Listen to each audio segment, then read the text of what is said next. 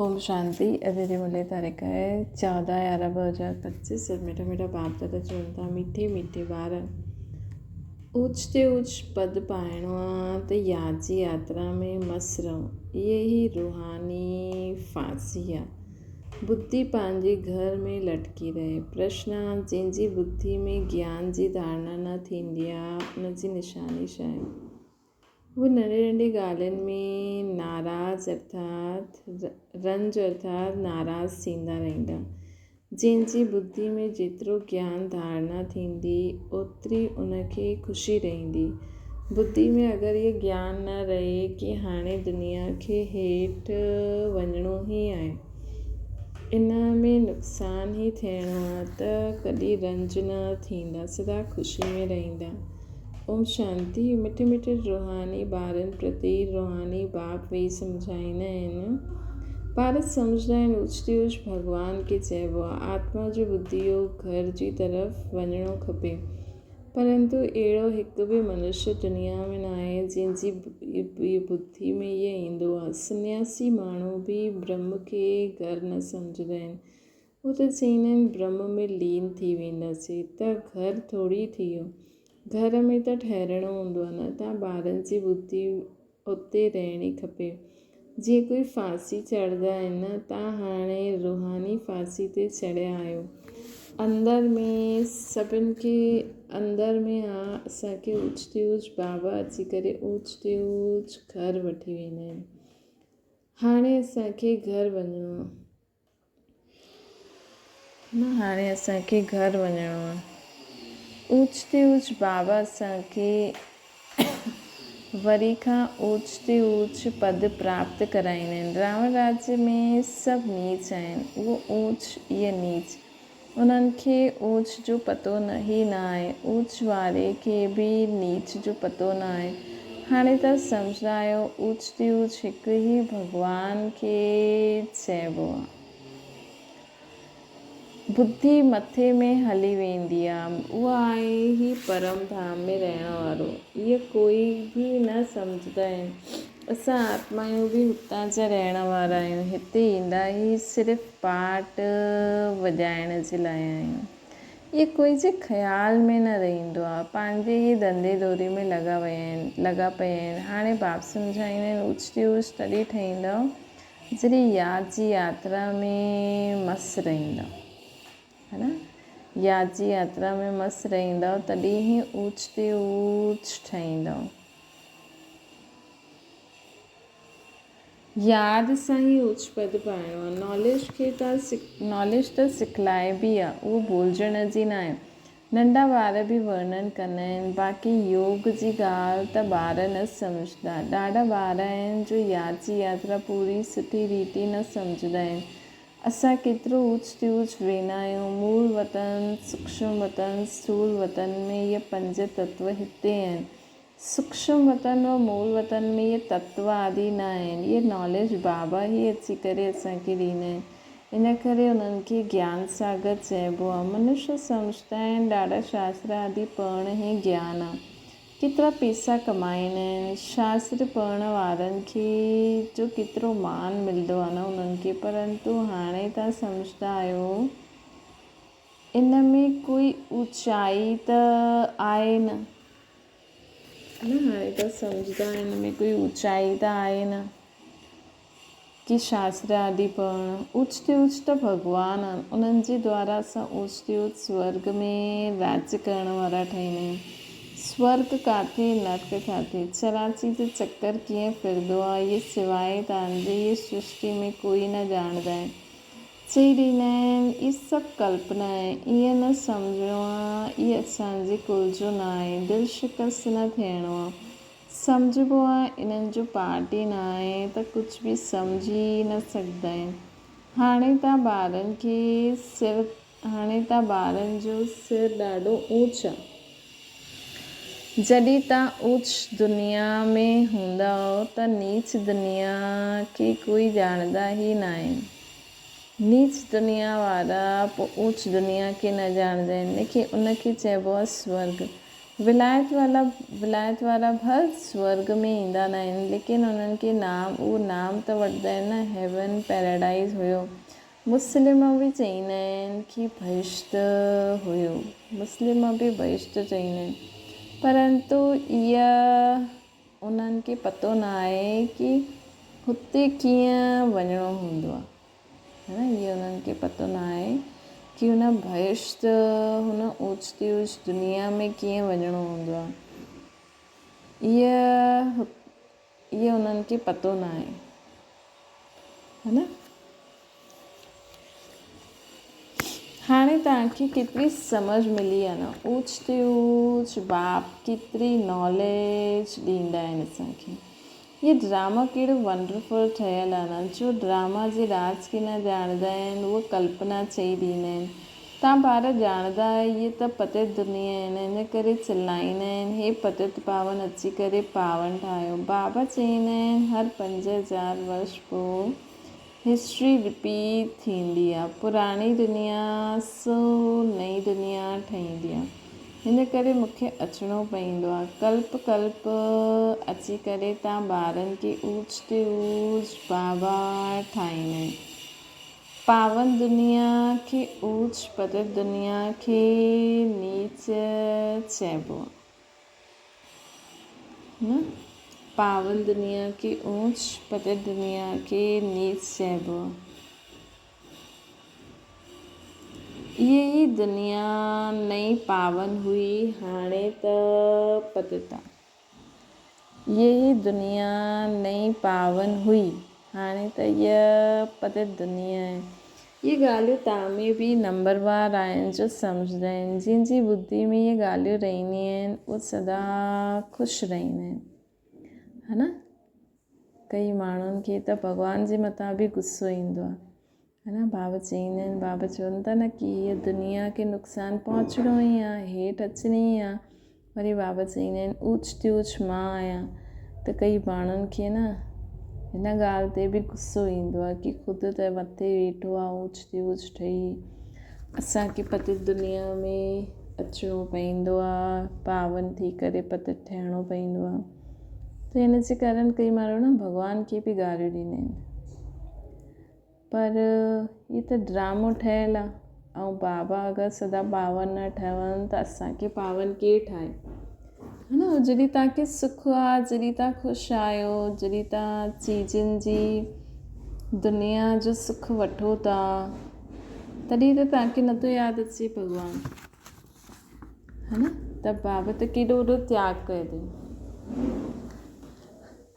त न दुनिया जा रस सवादु तव्हां वठो ऐं गारियूं भॻवान खे ॾियो। पुराणी दुनिया सो नई ठहींदी आहे, हिन करे मूंखे अचिणो पवंदो आहे। कल्प कल्प अची करे तव्हां ॿारनि खे वरी खां ऊच ते ऊच ठाहींदो आहे। पावन खे ऊच, पतित खे नीच चइबो आहे। इहा दुनिया नई पावन हुई, हाणे पतित आहे। इहे ॻाल्हियूं तव्हां में बि नंबरवार आहिनि जो सम्झंदा आहिनि, जंहिंजी बुद्धि में इहे ॻाल्हियूं रहंदियूं आहिनि उहे सदा ख़ुशि रहंदा आहिनि। बुद्धि में न त कुझु न कुझु किथे कुझु नुक़सानु थियो त रंज थी वेंदा आहिनि। बाबा चईंदा आहिनि हाणे हिन नीच दुनिया जो अंत आहे, इहा पुराणी दुनिया आहे न। मनुष्य केतिरा नीच ठही वेंदा आहिनि, परंतु इहे कोई सम्झदा थोरी आहिनि कि असां नीच आहियूं। भगत माण्हू हमेशह सिर झुकाईंदा आहिनि, नीच जे अॻियां सिर झुकाइणो थोरी हूंदो आहे, है न। नीच जे अॻियां सिर थोरी झुकाइणो हूंदो आहे, पवित्र जे अॻियां सिर झुकाइणो हूंदो आहे। सत्युग में कॾहिं हीअं थींदो न, भगत माण्हू ही ईअं कंदा आहिनि। बाबा त ईअं न कंदा न, सिर झुकाए करे। बाबा त ईअं न चईंदा सिर झुकाए करे हलो, बल्कि बाबा त एॾो ऊच ते ऊच आहिनि, है न। लेकिन त बि बाबा न चईंदा आहिनि। इहा त पढ़ाई आहे न, गॉड फादरली यूनिवर्सिटी में तव्हां पढ़ो था त केतिरो नशो रहणो खपे। ईअं न सिर्फ़ु यूनिवर्सिटी में नशो रहे, घर में उतरी वञे, घर में नशो रहणो खपे। हिते त तव्हां ॿार ॼाणंदा आहियो, शिव बाबा असांखे पढ़ाईंदा आहिनि। इहे त चईंदा आहिनि कि मां थोरी ज्ञान सागर आहियां, हिते त तव्हां ॿार ॼाणंदा आहियो कि शिव बाबा असांखे पढ़ाईंदा आहिनि। ये त चईंदा आहिनि मां थोरी ज्ञान जो सागर आहियां ब्रह्मा बाबा। ये बाबा बि ज्ञान जो सागर न आहिनि। सागर सां नदियूं निकिरंदियूं आहिनि। सागर त हिकु ब्रह्मपुत्र सभिनि खां वॾी सागर त हिकु आहे। पोइ ब्रह्मपुत्र नदी ब्रह्मा मां आहे। वॾा ॾाढा वॾा स्टीमर्स ईंदा आहिनि। नदियूं त ॿाहिरि में ॾाढियूं आहिनि। पतित पावनी गंगा नदियूं त ॾाढियूं आहिनि लेकिन ॿाहिरि बि आहिनि ॾाढी। नदियूं त ॿाहिरि बि ॾाढियूं आहिनि। पतित पावनी गंगा इहे सिर्फ़ु हिते ई चईंदा आहिनि। ॿाहिरां में कोई नदी खे हीअं न चईंदा। पतित पावनी नदी आहे पोइ त गुरू जी कोई दरकार ई न आहे। नदियुनि में तालाब में केतिरो भटकंदा आहिनि। किथे त तालाब एॾा गंदा हूंदा आहिनि की ॻाल्हि न पुछो। उन्हनि जी मिटी उठाए करे रगड़ंदा रहंदा आहिनि। हाणे ॿुधी में आयो इहे सभु हेठि उतरण जा रास्ता आहिनि। उहो माण्हू केतिरो प्रेम सां वेंदा आहिनि। हाणे तव्हां सम्झंदा आहियो की हिन ज्ञान सां असांजी अखियूं ई खुली वियूं। तव्हांजी ज्ञान जी 3 नेत्र अखियूं खुलियूं आहिनि। आत्मा खे 3 नेत्र मिलंदो आहे। इन करे त्रिकालदर्शी चईंदा आहिनि। 3 कालनि जो ज्ञान आत्मा में आहे। 3 कालनि जो आत्मा त बिंदी आहे हुन में नेत्र कीअं हूंदो। इहे सभु सम्झण जी ॻाल्हियूं आहिनि। ज्ञान जे 3 नेत्र सां तव्हां त्रिकालदर्शी त्रिलोकीनाथ ठहींदा आहियो। नास्तिक सां आस्तिक ठही वेंदा आहियो। अॻियां तव्हां रचयिता ऐं रचना जे आदि मध्य अंत खे न ॼाणंदा हुयो। हाणे बाबा द्वारा तव्हां रचना जे आदि मध्य अंत खे ॼाणियो आहे न। तव्हांखे वरसो मिलंदो आहे। इहे नॉलेज आहे न। ॼाणण सां तव्हांखे वरसो मिलंदो आहे। ॾिसो रचना जे आदि मध्य अंत खे ॼाणण सां असांखे वरसो मिलंदो आहे। इहे नॉलेज आहे न। हिस्ट्री जोग्राफी बि आहे। हिसाब किताब आहे न। अच्छा तिखो ॿार हुजे त हिसाब करे असां केतिरा जन्म वठंदा आहियूं। हिन हिसाब सां ॿिया धर्म वारनि जा केतिरा जन्म हूंदा। परंतु बाबा चईंदा आहिनि हिननि सभिनि ॻाल्हियुनि में जास्ती मथो मारण जी दरकार ई न आहे। टाइम वेस्ट थी वेंदो आहे। हिते त सभु ॿुझणो आहे। इहे ॿुधाइण जी दरकार न आहे। तव्हां त रचता बाप जी पहचान ॾींदा आहियो जेके कोई ॼाणंदा न आहिनि। शिव बाबा भारत में ई ईंदा आहिनि। शिव बाबा भारत में ई ईंदा आहिनि। ज़रूरु कुझु करे करे वेंदा आहिनि तॾहिं त जयंती मल्हाईंदा आहिनि। गांधी अथवा कोई साधू आदि थी करे विया उन्हनि जी स्टैम्प ठाहींदा आहिनि। फैमिली प्लानिंग जी स्टैम्प ठाहींदा आहिनि। हाणे तव्हांखे नशो आहे। असां त पांडव गवर्नमेंट आहियूं। ऑलमाइटी बाबा जी गवर्नमेंट आहियूं न। तव्हांजो इहे कोट ऑफ आर्म्स आहे। ॿियो कोई हिन कोट ऑफ आर्म्स खे ॼाणंदा ई न आहे है न। ये बैच तव्हां सम्झंदा आहियो। ये असकी विनाशकाली प्रीत बुद्धि असांजी आहे। बाबा खे असां ॾाढो यादि कंदा आहियूं। बाबा खे यादि कंदे कंदे प्रेम जा आंसू अची वेंदा आहिनि। बाबा तव्हां असांखे अधु कलाक जे लाइ सभु दुखनि सां दूरि करे ॾींदा आहियो। ॿियो कोई गुरू या मित्र संबंधी आदि कंहिंखे बि यादि करण जी दरकार न आहे। हिकु बाप खे यादि करो। सवेरे जो टाइम ॾाढो सुठो आहे। बाबा तव्हांजी ॾाढी कमाल आहे। हर 5000 वर्ष पोइ तव्हां असांखे जगाईंदा आहियो।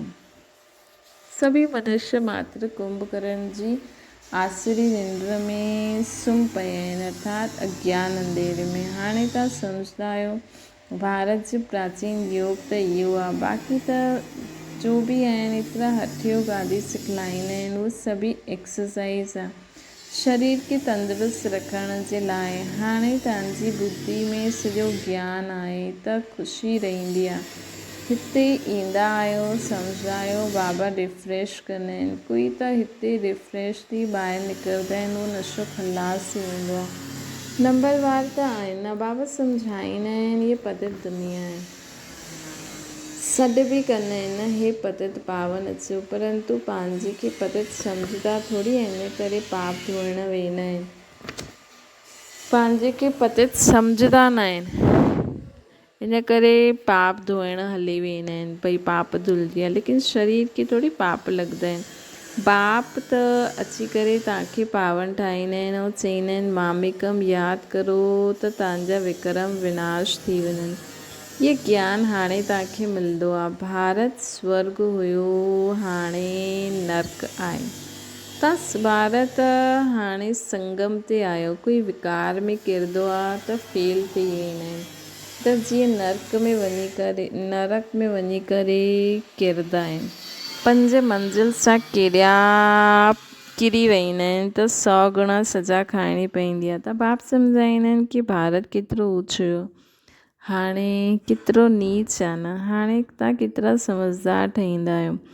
मनुष्य त केतिरा बेसमझ आहिनि न। बाबा तव्हांखे हिते केतिरो नशो चढ़ाईंदा आहिनि। पोइ ॿाहिरि निकिरण सां नशो कम थी वेंदो आहे, ख़ुशी उड़ी वेंदी आहे। स्टूडेंट कोई वॾो इम्तिहान पास कंदा आहिनि त कॾहिं नशो कम थी वेंदो आहे छा, है न। इम्तिहान पास कंदा आहिनि त कॾहिं नशो कम थींदो आहे छा। त हिते बाबा एॾो वॾो बाबा सां तव्हां मिलंदा आहियो, एॾो ज्ञान जो नशो चढ़ंदो आहे, पोइ छो उड़ी वेंदो आहे। पढ़ी करे पास थींदा आहिनि, पोइ छा ठहींदा आहिनि। हाणे ॾिसो दुनिया जो छा हाल आहे। तव्हांखे ऊच ते ऊच बाबा अची करे पढ़ाईंदा आहिनि, सो बि निराकार। तव्हां आत्मायूं बि निराकार आहियो, हिते पाठ वॼाइण आया आहियो। इहे ड्रामा जो राज बाप ई अची करे सम्झाईंदा आहिनि, है न। बाबा ई अची करे सभु राज सम्झाईंदा आहिनि। इहे सृष्टि चक्कर जो ड्रामा खे ड्रामा बि चइबो आहे। हुन नाटक में त कोई बीमार पवंदा आहिनि त निकिरी वेंदा आहिनि। इहे बेहद जो नाटक आहे। यथार्थ रीति तव्हां ॿारनि जी ॿुधी में आहे। इहा बेहद जो नाटक तव्हां ॼाणंदा आहियो। असां हिते पाठ वॼाइण ईंदा आहियूं। असां बेहद जा एक्टर्स आहियूं। हिते शरीर वठी करे पाठ वॼाईंदा आहियूं। बाबा आहिनि आहिनि। इहे सभु ॿुधी में हुजिणो खपे। बेहद जो ड्रामो केतिरो ॿुधी में रहणो खपे न। बेहद विश्व जी बादशाही मिलंदी आहे त हुन जे लाइ पुरुषारत बि अहिड़ो सुठो करिणो खपे। गृहस्थ व्यवहार में बि भल रहो, परंतु पवित्र ठहो। विलायत में अहिड़ा ॾाढा आहिनि जॾहिं ॿुढा थींदा आहिनि त पोइ कंपेनियनशिप जे लाइ शादी कंदा आहिनि, संभालण जे लाइ पोइ विल कंदा आहिनि, कुझु उन्हनि खे कुझु चैरिटी खे। विकार जी त ॻाल्हि न रहंदी आहे। आशिक माशूक बि विकार जे लाइ फ़िदा न थींदा आहिनि, है न। जिस्म जो सिर्फ़ु प्यारु रहंदो आहे। तव्हां आहियो रूहानी आशिक ऐं उहो हिकु माशूक खे यादि कंदा आहियो। सभु आशिकनि जो उहो हिकु माशूक आहे न, शिव। सभिनि खे सभई हिक खे यादि कंदा आहिनि। उहो केतिरो शोभनीक आहे। आत्मा गोरी आहे न, उहो एवर गोरो आहे। तव्हां त सावरा थी वेंदा आहियो, तव्हांखे उहे सावरे सां गोरो ठाहींदा आहिनि की शिव बाबा। इहे तव्हां ॼाणंदा आहियो की बाबा गोरो ठाहींदा आहिनि। हिते ॾाढा आहिनि जो पतो न कंहिं ख़्याल में वेही रहंदा आहिनि। स्कूल में हीअं हूंदा आहिनि, वेठे वेठे किथे ॿुधी बाइस्कोप तरफ़, दोस्तनि आदि तरफ़ हली वेंदी आहे। सत्संग में बि हीअं थींदो आहे। हिते बि हीअं ई आहे, ॿुधी में वेंदो न आहे त नशो ई न चढ़ंदो आहे, धारणा ई न थींदी आहे जो ॿियनि खे कराइनि, है न। धारणा ई न थींदी आहे जो ॿियनि खे कराइनि त ॿुधी में वेंदो ई न आहे। ॿिया तरफ़ संकल्प हली वेंदा आहिनि। ॾाढा ॿार ईंदा आहिनि जंहिंजी दिलि थींदी आहे, ॾाढी बचियूं ईंदियूं आहिनि जंहिंजी दिलि थींदी आहे सर्विस में किथे लॻी वञूं, परंतु नंढा ॿार आहिनि। उन्हनि खे पापा चईंदा आहिनि ॿारनि खे संभालण लाइ त कोई माई रखी छॾो। इहा त ॾाढी सर्विस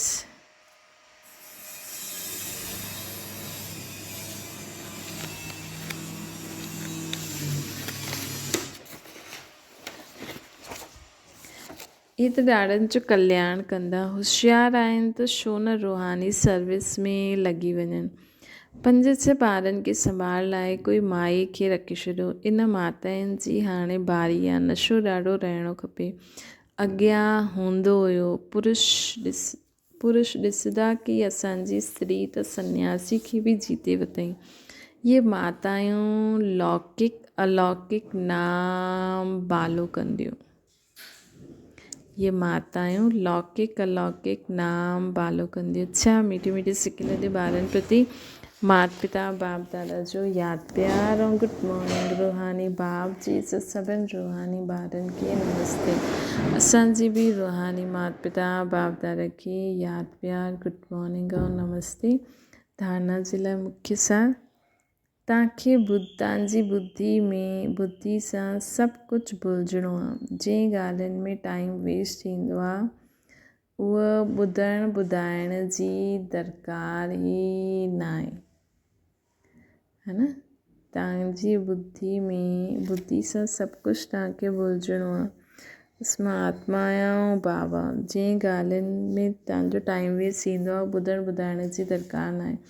ॿियो आहे पढ़ाई जे समय बुद्धि योग हिकु बाप सां लॻो रहे। पढ़ाई जे समय बुद्धि योग हिकु बाप सां लॻो रहे। किथे बि बुद्धि भटकणी न खपे। निराकार बाप असांखे पढ़ाइनि था। हिन नशे में सदा रहणो आहे। निराकार बाबा असांखे पढ़ाइनि था। इहे नशे में सदा रहणो आहे। वरदाना पंहिंजी महानता महिमा खे ॼाणण वारा सर्व आत्माउनि में श्रेष्ठ विश्व द्वारा पूजनीय ठहो। हर हिकु ब्राह्मण ॿार वर्तमान समय विश्व जी सर्व आत्माउनि में श्रेष्ठ ऐं भविष्य में विश्व द्वारा पूजनीय आहे। विश्व जी सर्व आत्माउनि में श्रेष्ठ ऐं भविष्य में विश्व द्वारा पूजनीय आहे। हर हिकु ब्राह्मण आत्मा सभु न हूंदा आहिनि। फुल कास्ट ब्राह्मण नंबरवार हूंदे हुए बि लास्ट नंबर जो मणको बि विश्व जे अॻियां महान आहे। लास्ट नंबर जो मणको बि विश्व जे अॻियां महान आहे, है न। अॼु ताईं भगत आत्मायूं लास्ट नंबर जे मणके खे बि अखियुनि ते रखंदियूं आहिनि, है न। अॼु ताईं भगत आत्मायूं लास्ट नंबर जे मणके खे बि अख ते रखंदियूं आहिनि। छो जी सभी ॿार बाप दादा जे नैननि जा तारा आहिनि। सभी आत्मायूं बाप दादा जे नैननि जा तारा आहिनि। नूरे वतन आहिनि। जंहिंजे हिकु बार बि मन सां सचे दिलि सां पंहिंजे खे बाप जो ॿार निश्चय कयो। जंहिं हिकु बार बि मन सां सचे दिलि सां पंहिंजे खे बाप जो ॿार निश्चय कयो, डायरेक्ट बाप जो ॿार ठहियो, उनखे महान ऐं पूजनीय ठहिण जी लॉटरी व वरदान मिली वेंदो आहे। जंहिं हिकु बार बि दिलि सां मन सां चई। स्लोगन आहे स्थिति सदा खज़ाननि सां संपन्न ऐं संतुष्ट रहे त परिस्थिति बदिली वेंदी। स्वस्थिति सदा खज़ाननि सां संपन्न ऐं संतुष्ट रहे। सर्व खज़ाननि सां संपन्न ऐं संतुष्ट रहे त परिस्थिति बदिली वेंदी। अव्यक्त इशारो बाप दादा अचानक डायरेक्शन ॾियनि कि हिन शरीर रूपी घर खे छॾे देह अभिमान जी स्थिति खे छॾे देही अभिमानी स्थिति में स्थित थी वञो। हिन दुनिया खां परे पंहिंजी स्वीट होम में हली वञो त वञी सघंदा आहियो। युद्ध स्थल में युद्ध कंदे कंदे समय त न बिताए छॾंदो। अशरीरी ठहिण में अगरि युद्ध करण में समय लॻी वेंदो त अंतिम पेपर में मार्क्स व डिवीज़न कहिड़ो ईंदो इहे बि चेक करे वठो। हिन करे सदा विच विच में स्टॉप करो, बसि परम धाम में हली वञो। अच्छा ओम शांति। बाबा खे यादि करो।